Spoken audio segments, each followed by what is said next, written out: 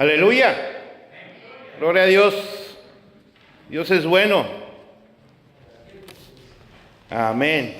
Amén, amén. ¿Cuántos creen aquí que Dios es bueno? Amén. Aleluya. Siempre tenemos un motivo para darle gracias al Señor. Siempre significa siempre. Siempre significa que nunca hay una razón para no darle gracias al Señor.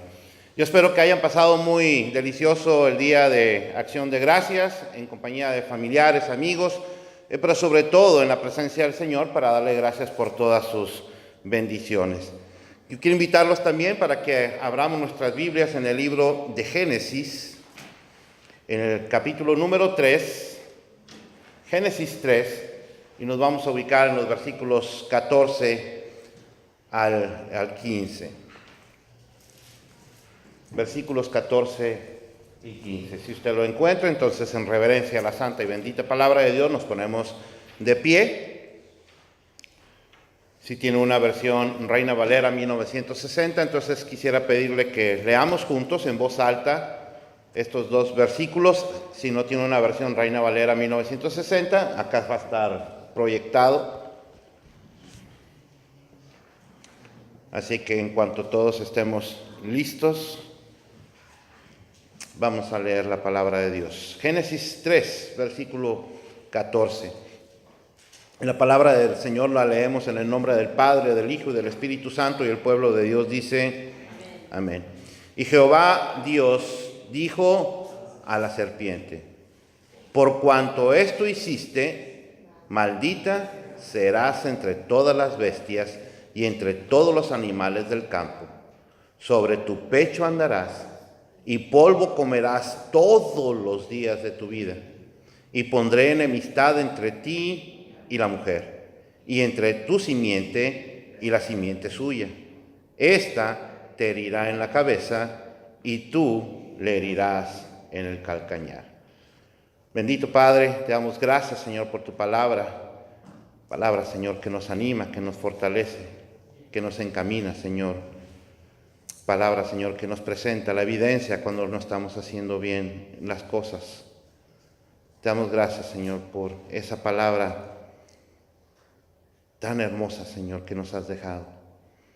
Esa palabra, Señor, que cuando nosotros la ponemos por obra, nos hace parecernos más a nuestro Señor y Salvador Jesucristo. Y te pedimos, Señor, esta tarde, que la palabra que tú envías no vuelva a ti vacía, que sea prosperada en cada uno de los que estamos aquí. En el nombre bendito y poderoso de nuestro Señor y Salvador Jesucristo oramos, y el pueblo de Dios dice, amén. Voy a tomar asiento, mi amado hermano y hermana. Bueno, por si usted no lo sabe, pero estoy seguro que sí lo sabe, el día después de Acción de Gracias, oficialmente comienza la temporada de Navidad en los Estados Unidos. ¿Sí sabía eso? Es decir, ahorita ya estamos oficialmente empezando la temporada de Navidad y ya sabemos que es la temporada más hermosa junto con otra temporada.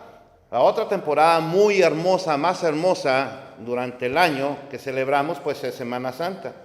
Ahora, aunque una involucra dolor y la otra involucra ternura, las dos tienen un significado común, que es la venida de nuestro Señor Jesucristo para traer salvación y vida eterna. Jesucristo vino al mundo para traer salvación, y su muerte y resurrección ha sido la forma en que Él pagó un precio que ni siquiera Él debía, que lo debíamos usted y yo. Así que Navidad va mucho más allá, y siempre lo hemos estado diciendo, va mucho más allá de los regalos, de los adornos, de la fiesta, del pinito, de las luces. Va mucho más allá del pavo, va mucho más allá de todas las cosas. Navidad no se trata de todas esas cosas, aunque no tiene nada de malo que celebremos así. Pero Navidad no es eso. Navidad va mucho más allá de todo eso. Navidad se trata de nuestro Señor Jesucristo. Y cuando hablamos de nuestro Señor Jesucristo, no nos estamos refiriendo nada más a la imagen tierna del bebito que nació allá en Judá, en Belén de Judá. No nos estamos refiriendo nada más a eso, al recordar esa tierna historia, esa tierna figura del Señor Jesús envuelto en pañales, puesto en un pesebre, habiendo nacido prácticamente en un establo.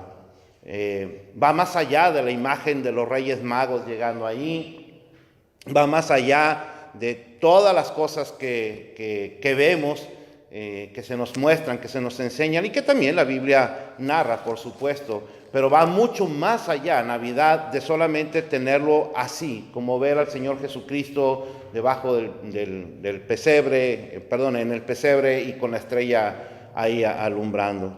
Cuando nosotros recordamos Navidad, tenemos que estar recordando el significado de la Navidad, y entonces todas las demás cosas van a pasar a segundo o tercer término. Ahora, yo cada año siempre llego a la misma situación con el Señor y le digo: Señor, no tiene nada de malo que yo predique acerca de Lucas, de Mateo, no tiene nada de malo que yo toque los evangelios cada vez que llega el tiempo de la celebración de la Navidad. No tiene nada de malo que cada vez toque el tema de los profetas que hablaron del Señor Jesús para tocar el tema de la Navidad. No tiene nada de malo eso, lo puedo estar repitiendo año tras año, tras año, tras año.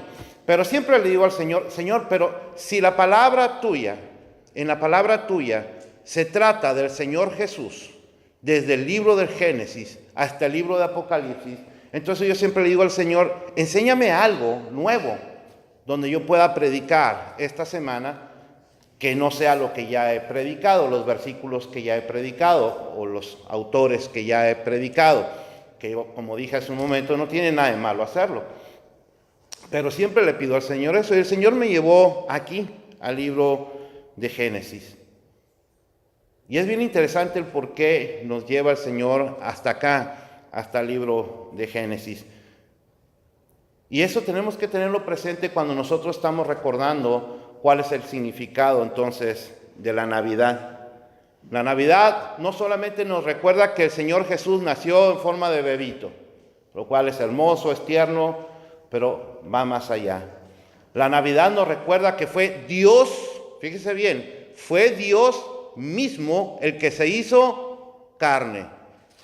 Si usted lee Juan capítulo 1, versículo 14, usted va a encontrar que el Señor, que Dios se hizo carne y ¿qué hizo? Habitó entre nosotros. Vino a vivir como nosotros, vino a vivir a este mundo como cualquier ser humano y experimentó todas las emociones que experimenta cualquier ser humano, pero también experimentó todas las tentaciones que experimenta cualquier ser humano. En todo, dice la palabra de Dios, en todo Él fue igual a nosotros, excepto ¿en qué? Excepto en el pecado. Hebreos capítulo 4, versículo 11.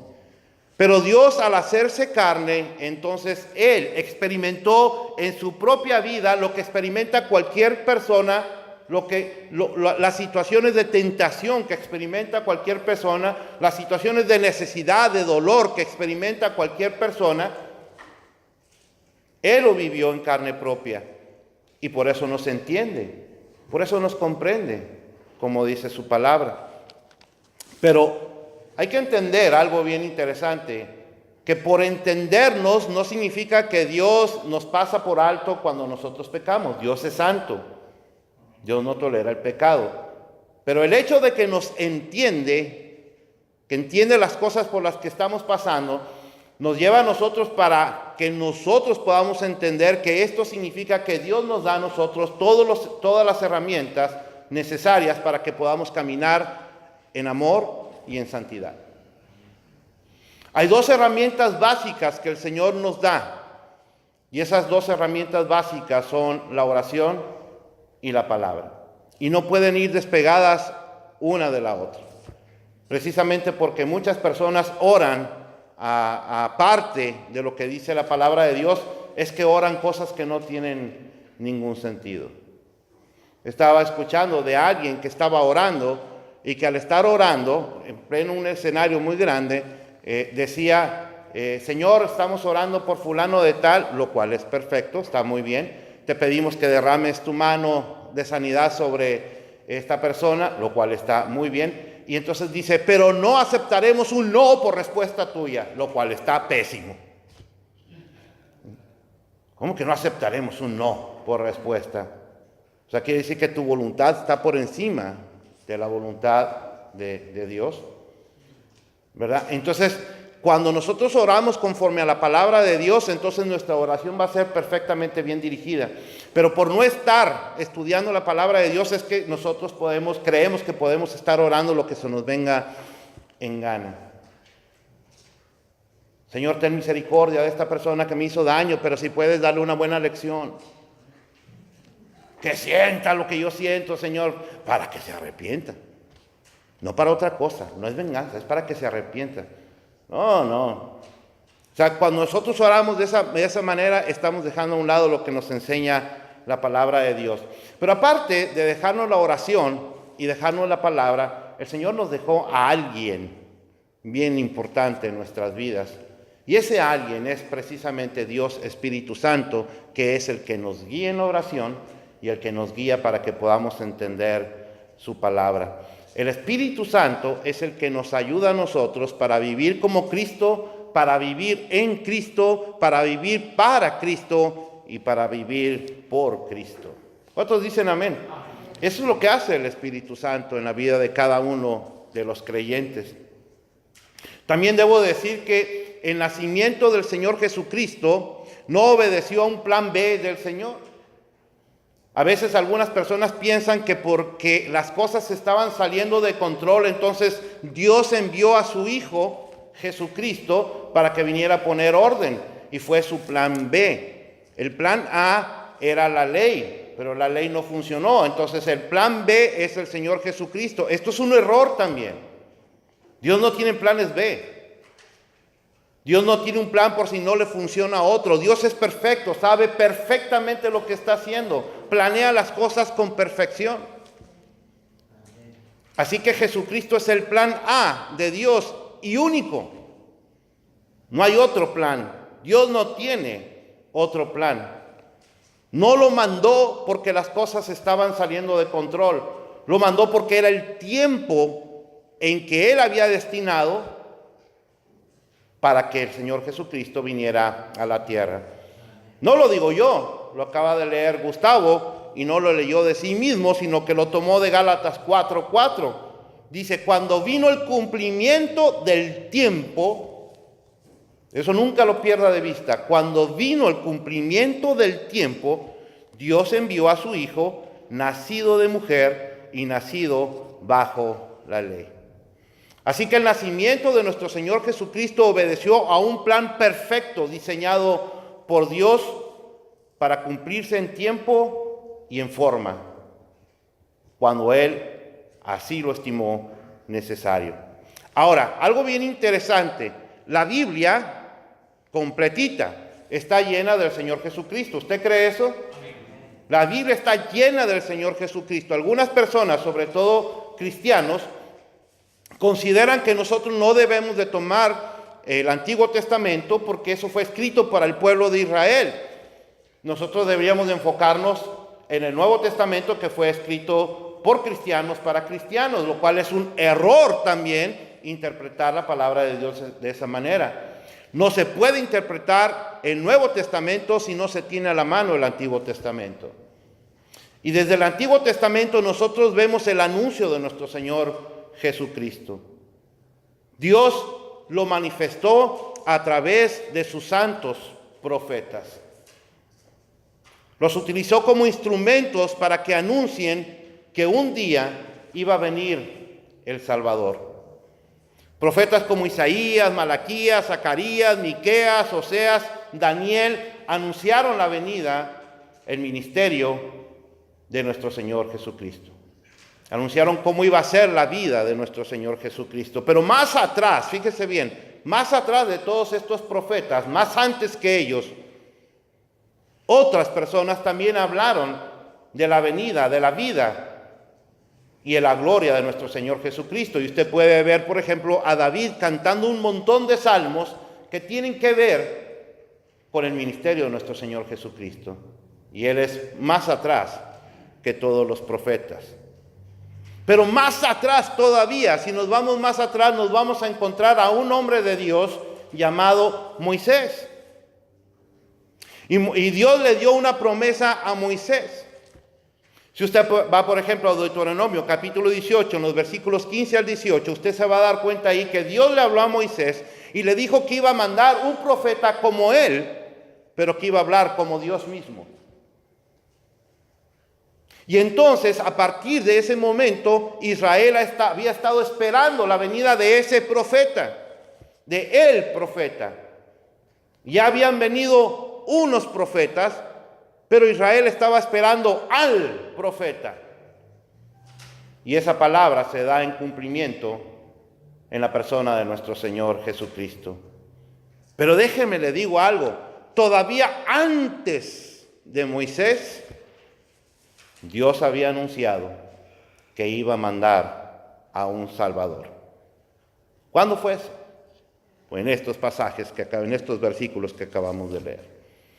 Y Jehová Dios dijo a la serpiente: por cuanto esto hiciste, maldita serás entre todas las bestias y entre todos los animales del campo. Sobre tu pecho andarás y polvo comerás todos los días de tu vida. Y pondré enemistad entre ti y la mujer, y entre tu simiente y la simiente suya. Esta te herirá en la cabeza y tú le herirás en el calcañar. Calcañar, para que tengan una idea, significa como talón. Fíjese qué hermoso. El anuncio de la llegada de un Salvador a este mundo se dio en el preciso momento en que entró el pecado en el mundo. Dios, que es omnisciente, es decir, Dios todo lo sabe, Él sabía que esto iba a ocurrir y por eso tenía preparado su plan A, su único plan.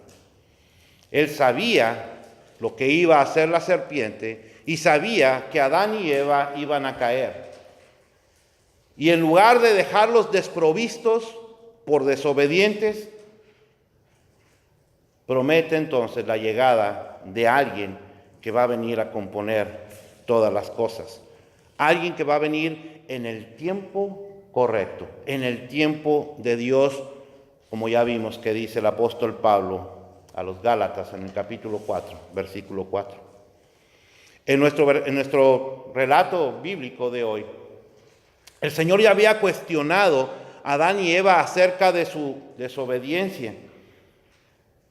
¿Qué fue lo que hicieron para que se pudieran dar cuenta de que estaban desnudos?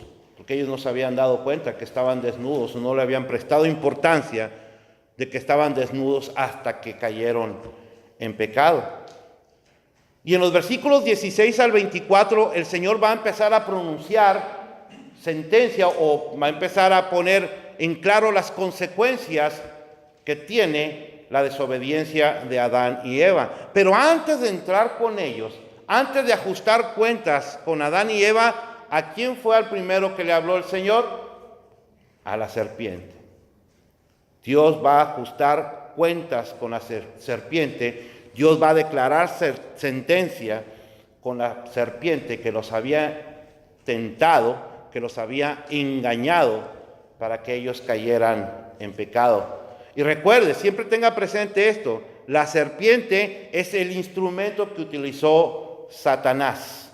Así que lo que Dios le está diciendo a la serpiente, se lo está diciendo en realidad a Satanás, el que está detrás de la serpiente, el que estaba manejando o manipulando a la serpiente. Cuando Dios maldice a la serpiente, Dios está hablando maldición en contra de Satanás. Fíjese cómo. Como nosotros hemos visto, hace poco yo prediqué precisamente unos versículos antes de esto, de cómo era la serpiente, que era el animal más astuto. Habíamos hablado de eso. Era considerada, porque lo dice la palabra de Dios, la bestia más astuta de todos los animales del campo, es decir, de todos los animales de la tierra. Era una bestia llena de inteligencia, de sabiduría, pero también con una habilidad tremenda para poner en práctica la inteligencia y la sabiduría, porque no basta nada más saber cosas, sino que hay que saber cómo aplicar las cosas. Y la serpiente era así. Era el animal más astuto, la bestia más astuta de todos los animales de la tierra en ese momento. Era admirada por su belleza, era admirada por su sabiduría, era admirada por su elegancia, pero a partir de que hizo lo que hizo, se va a convertir en un animal que va a causar disgusto para la mayoría de las personas. Yo no sé usted, pero yo le tengo fobia a las serpientes. Y no me interesa si la serpiente se ve bien bonita, que tiene diamantes en la espalda y no sé qué tan, a mí ni me la acerquen. Yo no quiero saber nada de serpientes. Yo sé que hay personas que les gustan, pero yo no. Y estoy seguro que la mayoría de los que estamos aquí, no. O sea, no creo que si hay una serpiente ahorita por aquí caminando, alguien vaya y, ¡ay, qué bonita! Y si lo hay, pues enséñenos cómo le hace, porque la verdad que yo no lo haría. Ese animal que era admirado por su belleza, por su elegancia, por su sabiduría, que era una bendición, ahora se ha convertido en una terrible maldición. Y lo mismo ocurrió con Satanás. Lo mismo que ocurrió con la serpiente es lo mismo que ocurrió con Satanás. Por eso le estoy diciendo que cuando Dios pronuncia maldición contra la serpiente, lo está pronunciando contra quien está detrás de la serpiente, que es Satanás. Si usted va, por ejemplo, con el profeta Ezequiel y va al capítulo número 28, en los versículos 14 al 19, usted se va a encontrar ahí que el profeta Ezequiel escribe, es Dios hablando a través del profeta Ezequiel, y escribe que Satanás era un querubín grande, protector, perfecto en todo, dice la palabra, hasta que se encontró en él maldad, pecado. Era tan hermoso, Satanás era tan hermoso, era un querubín tan hermoso y tan sabio, que llegó el momento en que él se creyó igual o mejor que Dios. Y llegó el momento en que él quería que la adoración fuera para él. Por eso se rebeló y por eso Dios lo castigó. Y toda esa admiración, me encanta cómo termina esa parte del libro de Ezequiel, en el versículo 19. Toda esa belleza que tenía Satanás, ahora se convirtió en espanto. Y por eso dice la palabra de Dios que ahora Satanás tiene que disfrazarse como un ángel de luz. Antes no tenía que disfrazarse de un ángel de luz. Era un ángel de luz. Los nombres que se utilizan para Satanás, muchos de ellos son nombres muy hermosos. Lucifer, Luzbel, son nombres hermosos. Lucero de la mañana. Porque eso es lo que él era. Entonces toda esa belleza que tenía ahora Dios lo ha convertido en espanto. Y como dije, por eso él se tiene que disfrazar como un ángel de luz. Porque si él se presentara como él es delante de usted y de mí, ni usted ni yo caeríamos jamás en pecado. Se lo aseguro. Si él se nos presenta en la forma en que él es y nos quiere tentar, no caeríamos en pecado. Pero se disfraza como ángel de luz precisamente para que usted y yo podamos ser engañados y podamos caer en pecado.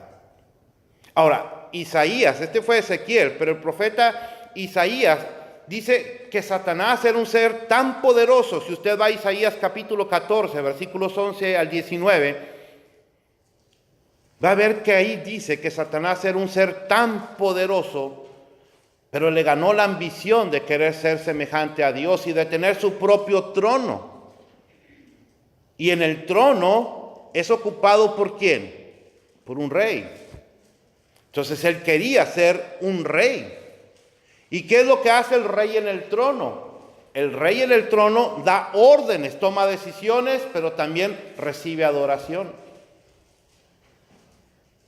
Y eso es lo que quería Satanás para él. Yo a veces me imagino la escena, y es solamente eso, una imaginación. Me imagino la escena en aquel tiempo cuando Satanás está adorando a Dios junto con todos los ángeles y a lo mejor Satanás dirigiendo la orquesta. Y cuando termina de cantar, todos los ángeles empiezan a aplaudir a Dios y Satanás diciendo, ¿y por qué a Dios si yo fui el que cantó? Apláudanme a mí. Es como si Gustavo y el grupo de alabanza dijeran, bueno, ya terminaron su tiempo de alabanza y adoración, recompénsenos con un aplauso porque nos lo merecemos. ¿Por qué le aplauden a Dios si los que cantamos fuimos nosotros? O nuestra hermana Gabriela Castillo, que nos visita el día de hoy, que en un momento más vamos a tener el privilegio de escucharla, al terminar dijera, la gloria y la honra sea para mí. Jamás lo va a hacer. Pero Satanás lo hizo. Satanás quería la adoración para él. Y no se le dio porque el único digno de recibir gloria, el único digno de recibir honra, el único digno de recibir alabanza es nuestro Dios. No hay nadie más. Todo lo demás es soberbia. Una soberbia tan grande que te lleva entonces a la perdición. Y por eso Dios lo derribó y lo mandó al Seol. ¿Y sabe qué? El infierno va a ser su morada eterna, la morada de Satanás.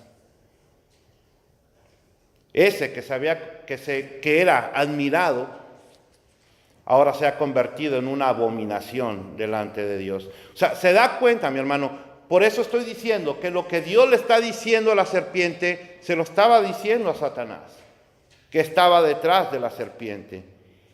La serpiente como un animal se va a convertir en una bestia nociva, en una bestia venenosa. Satanás también es nocivo, es venenoso, no es amigo de nadie, no tiene amigos, no conoce el sentimiento del amor ni de la ternura, pero los maneja bastante bien para engañar, bastante bien.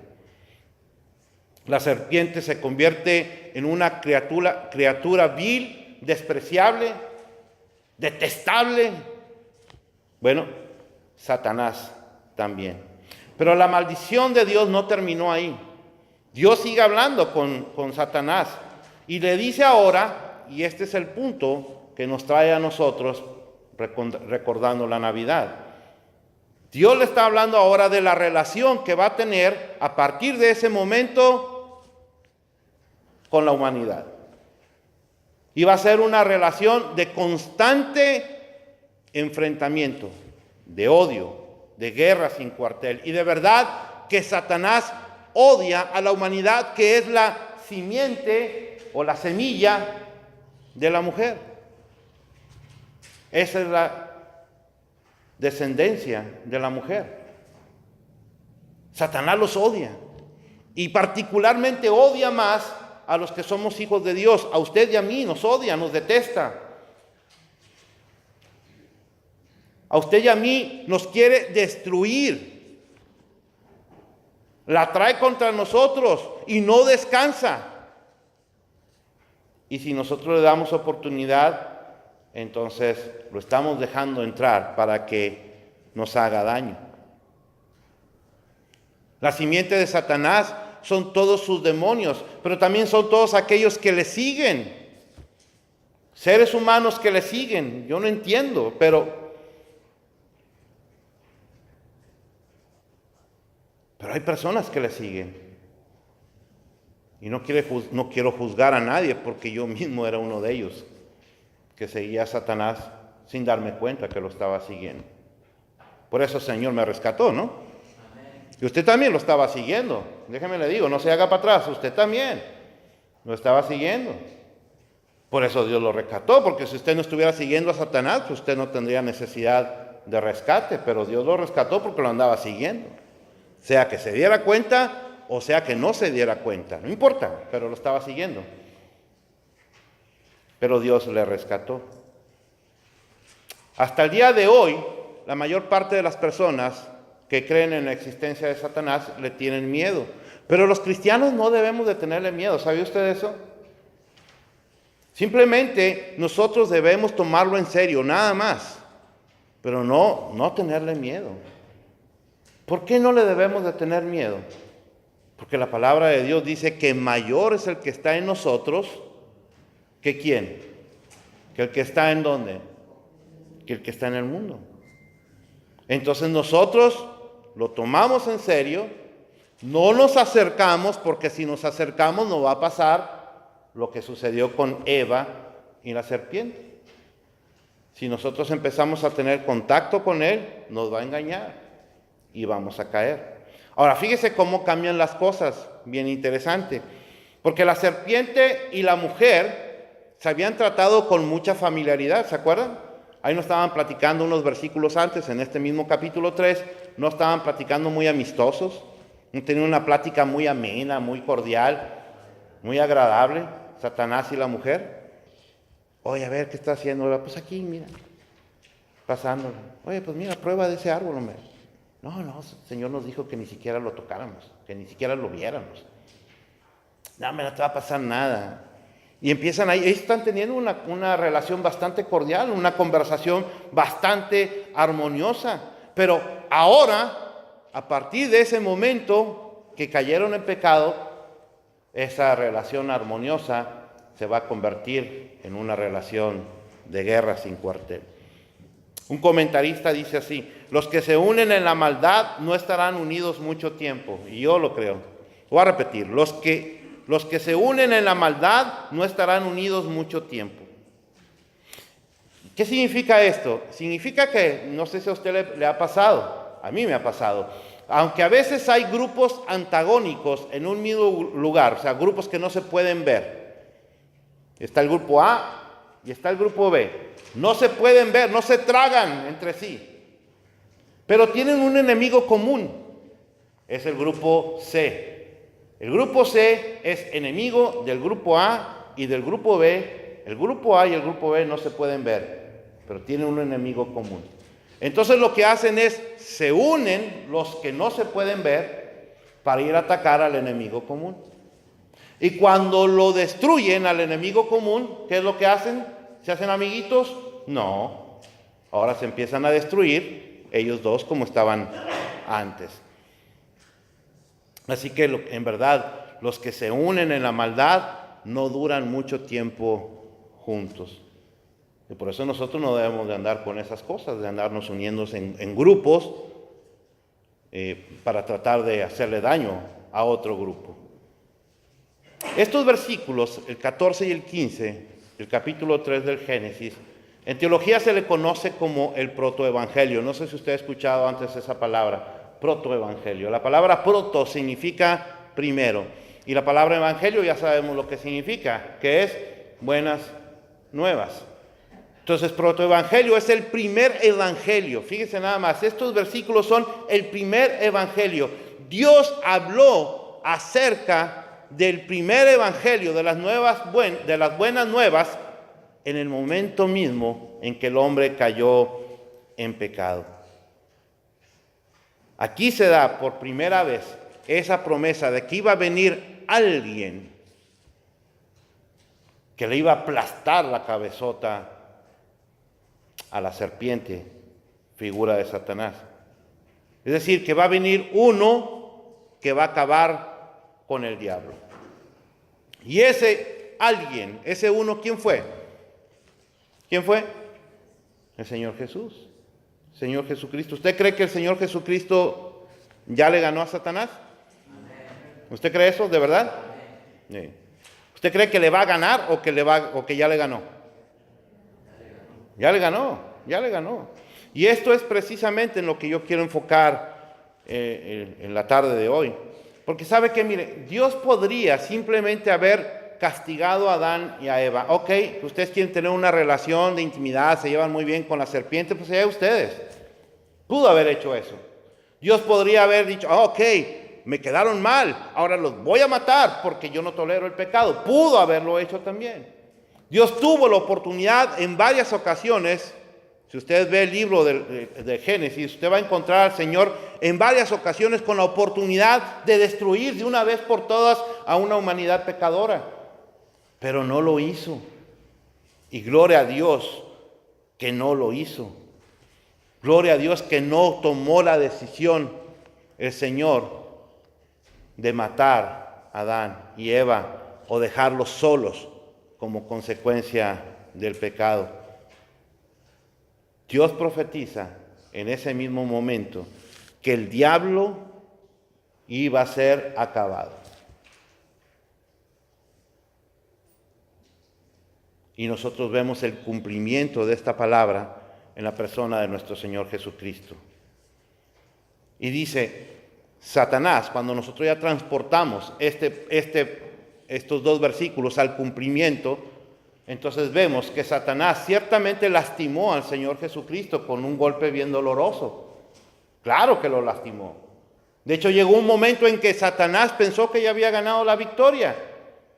Cuando empezaron a azotar a nuestro Señor Jesucristo y cuando lo llevaron a la cruz, él pensó que había ganado la victoria. Cuando se dio cuenta que las cosas no eran así, pues entonces se dio cuenta de su triste realidad. Pero él sí le golpeó al Señor Jesús, lo golpeó bien duro, lo golpeó y lo lastimó, pero no lo acabó. En cambio, el Señor Jesús le dio un golpe bien duro, bien certero, bien preciso, en donde tenía que ser, es decir, en la cabezota. ¿Por qué en la cabeza? Porque en la cabeza es donde la serpiente tiene el veneno. O sea, el poder.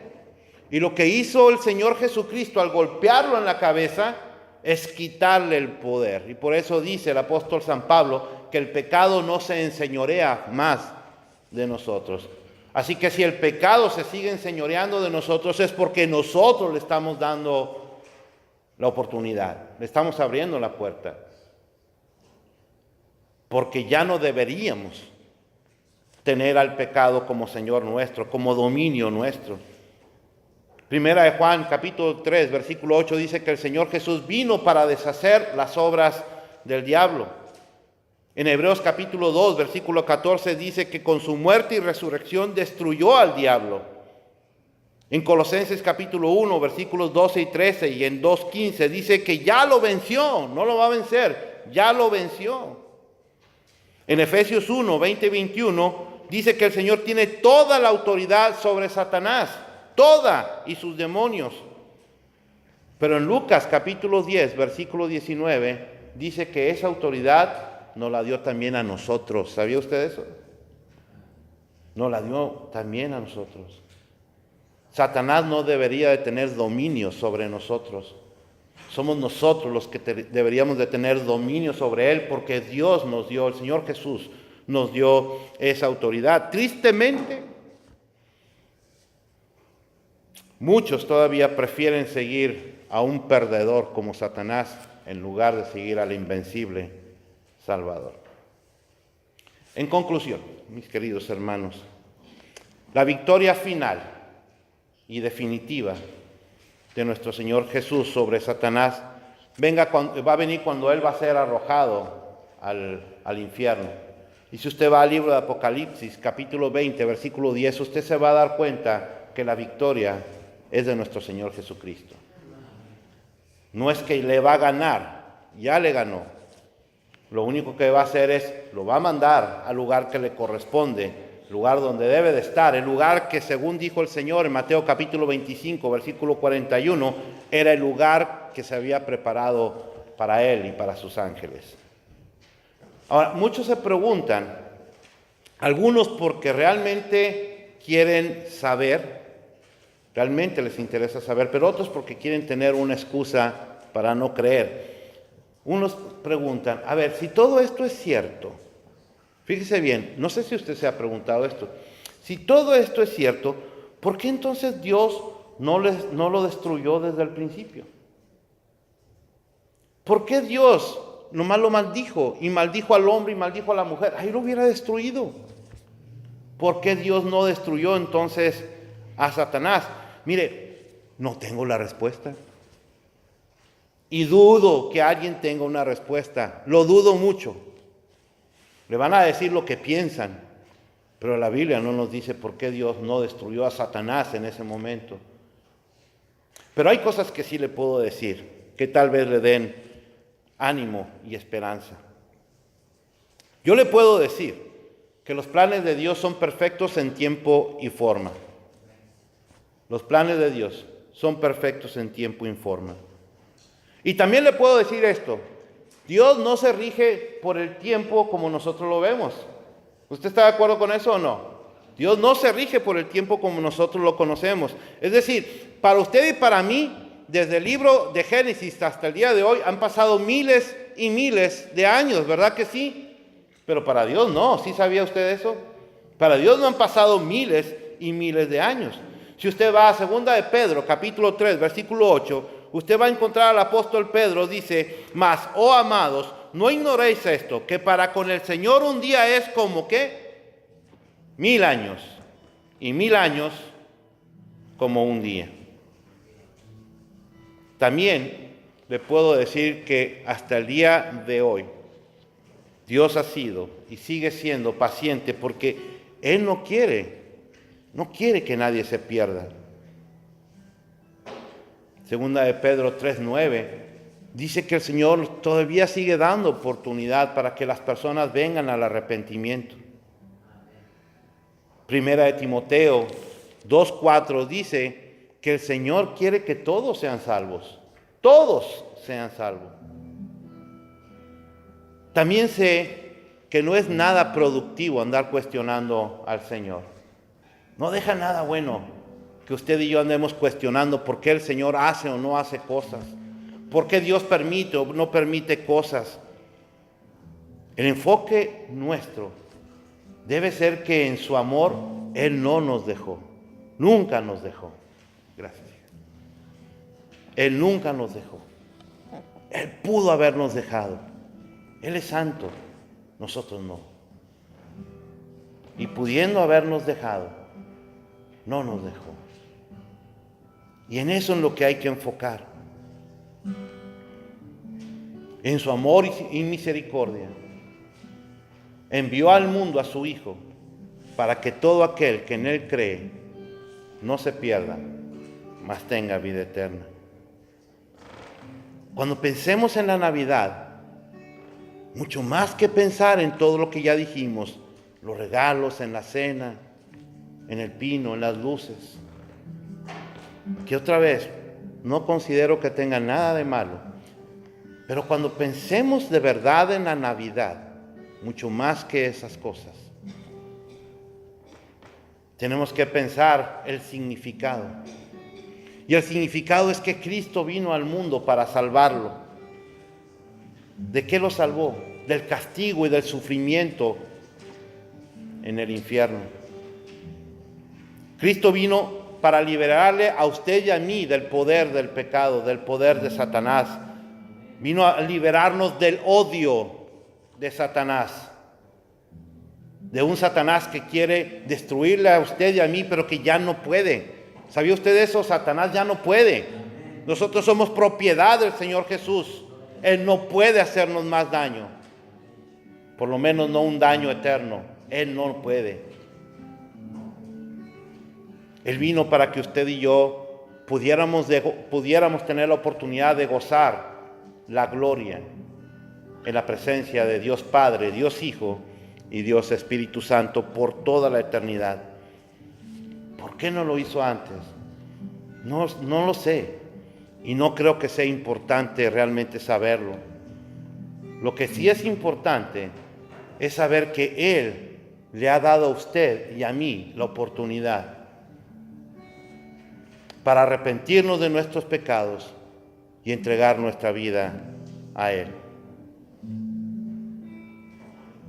Lo que puedo también decir, lo que sí sé, es que hasta el día de hoy Él lo sigue haciendo.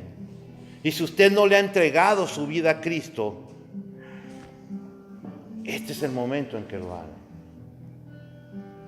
¿Sabe por qué? Porque mañana no sabemos lo que va a pasar. De hecho, no sabemos lo que va a pasar en un rato más. Quizá mañana sea muy tarde. Quizá más tarde sea demasiado tarde. Quizá en el siguiente minuto sea nunca más. Y si usted no le ha entregado su vida a Cristo, entréguesela hoy. Ese es el significado de la Navidad. Y si usted le entrega su vida a Él, entonces estará viviendo realmente lo que importa de la Navidad. ¿Sabe por qué? Porque muchas personas hasta caen en depresión en estos días porque están pasando por situaciones financieras difíciles y no tienen dinero para comprar regalos a sus hijos, a su esposo, a su esposa. Pero es que no han entendido lo que significa Navidad. Cuando usted le entrega su vida al Señor, usted entiende el significado de lo que es la Navidad. Y usted va a entender que no tiene nada que ver con regalos, que no tiene nada de malo hacerlo. Si usted puede, hágalo. Pero eso no es la Navidad. No lo es. Nunca olvidemos que el nacimiento del bebé de Judá o de Judea obedeció a un propósito divino, a un propósito de Dios que se cumple en tiempo y en forma y que se cumple de manera perfecta.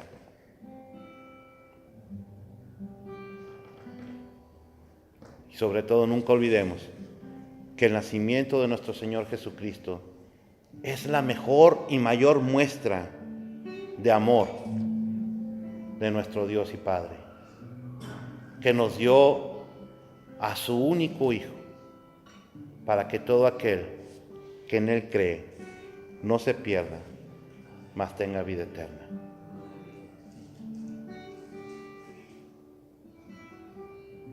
Navidad nos recuerda que Dios nos pudo haber destruido a la humanidad cuando cayó el pecado.